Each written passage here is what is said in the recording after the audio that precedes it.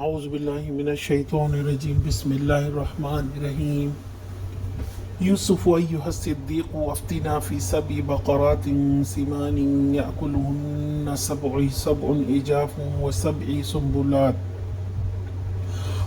سنبلات خضر وأخرى یابسات لعلی ارجع الی الناس لعلہم یعلمون۔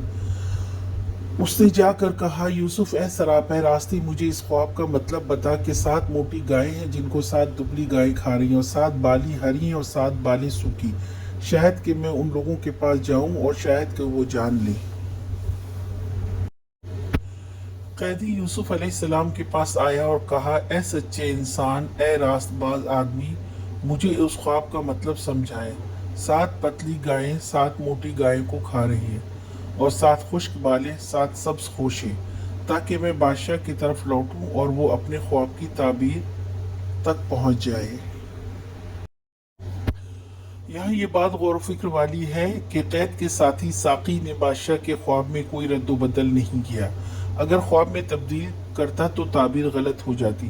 عام لوگوں کو بھی اس پر دھیان دینا چاہیے، جس کو خواب بتائیں پورا بتائیں، اور سننے والے کو چاہیے اگر تعبیر کا علم اسے اللہ نے دیا ہے تو ٹھیک ٹھیک مطلب بتائے، ورنہ کوئی تعبیر نہ کرے، اور ہر ایک کو خواب بتانے سے گریز کرنا چاہیے۔